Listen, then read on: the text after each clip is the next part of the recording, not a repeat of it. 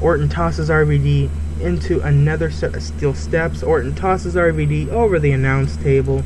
Orton grabs RVD by his hair, brings him back in the ring. Orton hits a draping DDT from the top rope as we go to replays. Well, WWE took a quick break, and when they came back from the commercial, Alberto Del Rio ran down and attacked RVD while trainers were helping him out to the ring. Then we get a hype for WWE 2K14. And remember that the full roster is revealed. Just go to www.2k.com.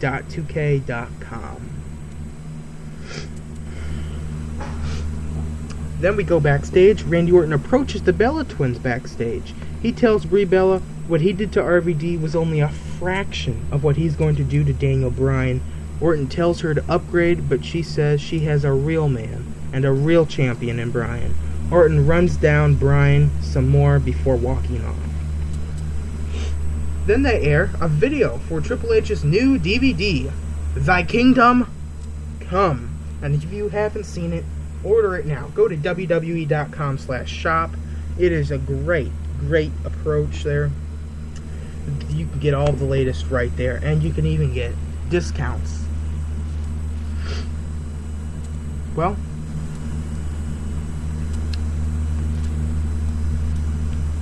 we go backstage. AJ walks in on Stephanie McMahon backstage.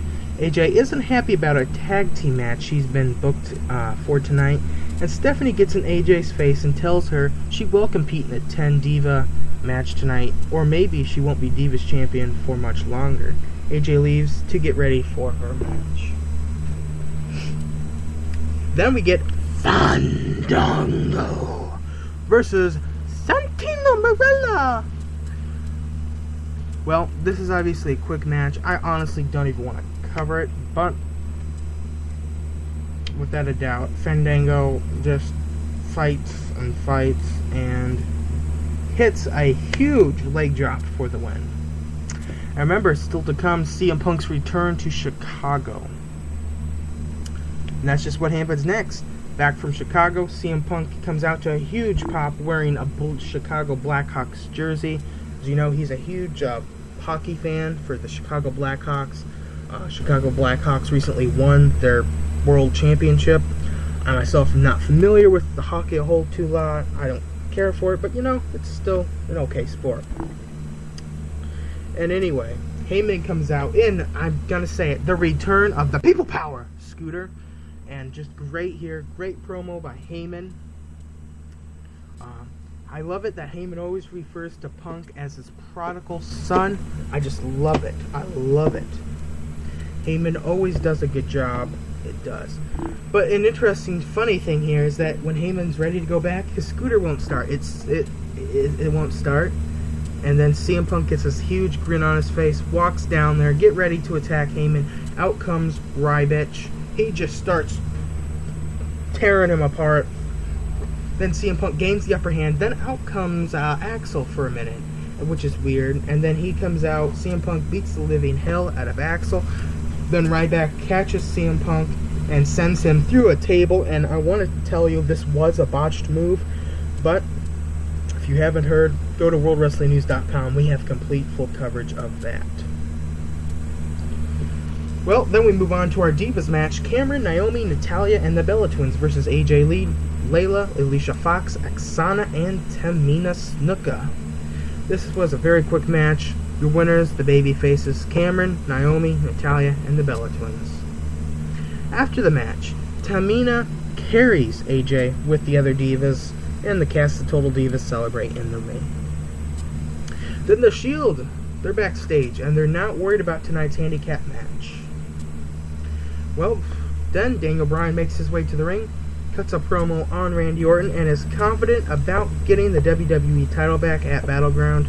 Bryan gets a yes chant going, and out comes the Shield to interrupt. And we get our main events, our handicap match. The Shield versus Daniel Bryan versus...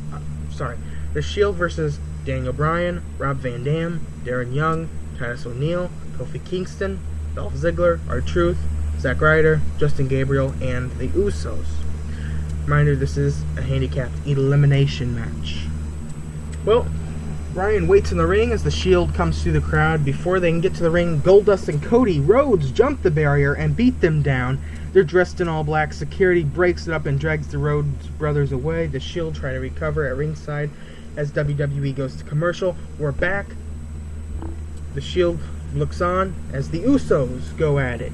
With Seth Rollins to start the match, Ziggler comes in and keeps up the attack on Rollins. More tags by both teams. Ambrose ends up pinning Rob Van Dam and he's eliminated. We go to commercial, back from break.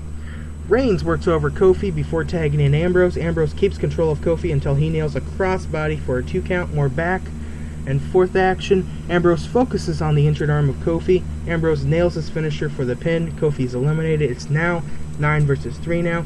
Titus comes in and takes Ambrose to the corner. Titus runs over Ambrose with a clothesline. Titus and Reigns go at it now. Rollins and Reigns double team in the corner after a tag. Reigns tags back in and keeps control of Titus.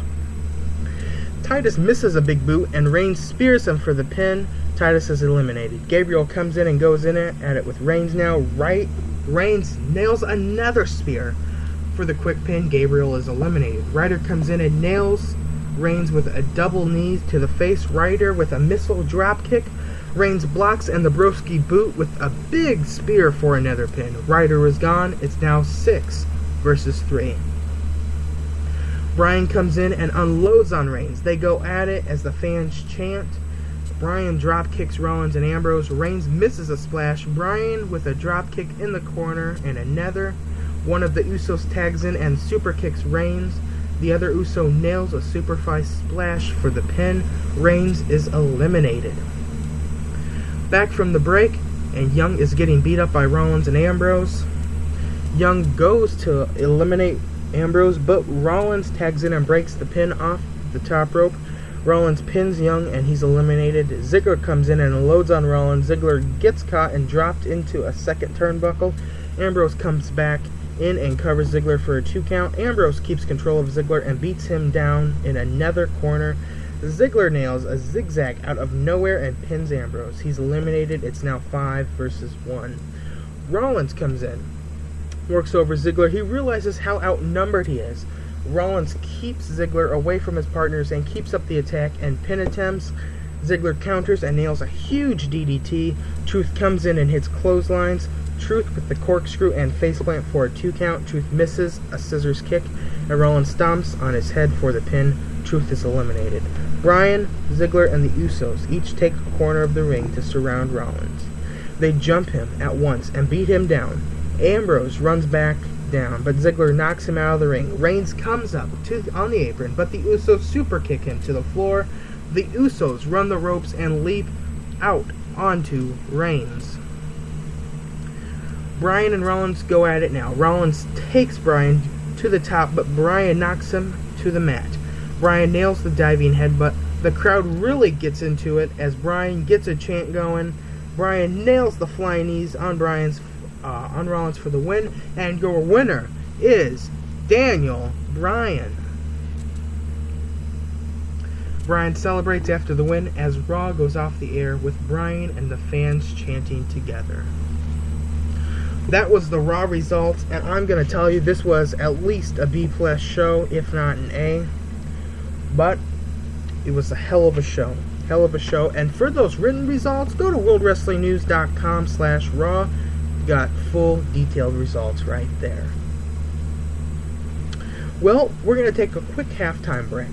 But when we come back, we promise you we have a hell of a match. And a hell of some announcements coming back. When I say a hell of a match, I mean a hell of a career retrospective of Stone Cold Steve Austin.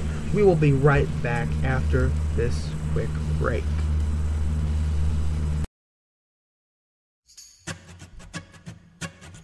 One, two, three.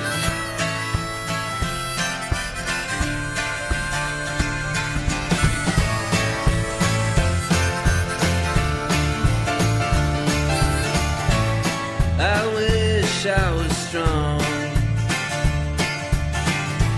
Would have known from the start, instead of waiting so long to reveal what's behind. But there's no use in talking. You made up your mind. But then you and I are not the same. You see, you like the sun, I'm like the rain. So before we go through it all again, you better catch your own train.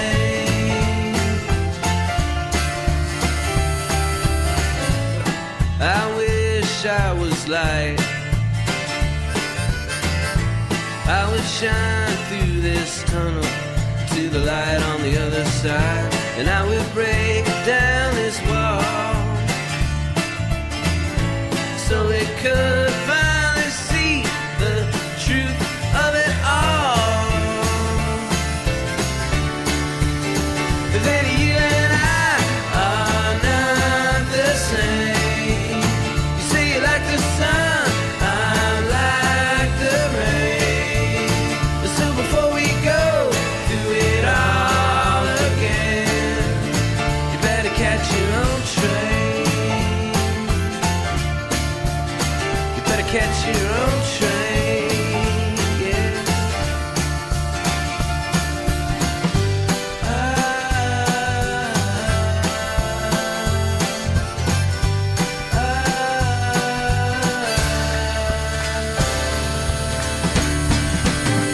Say you and I are not the same. You say you like the sun, well I'm like the rain, yeah. So before we go through it all again, you better catch your own train.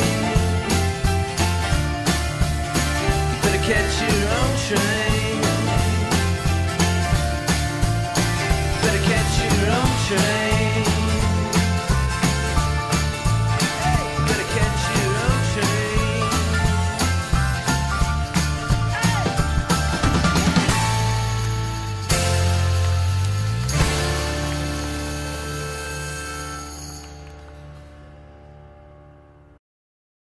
Welcome back to the Ringside Podcast. We are live still.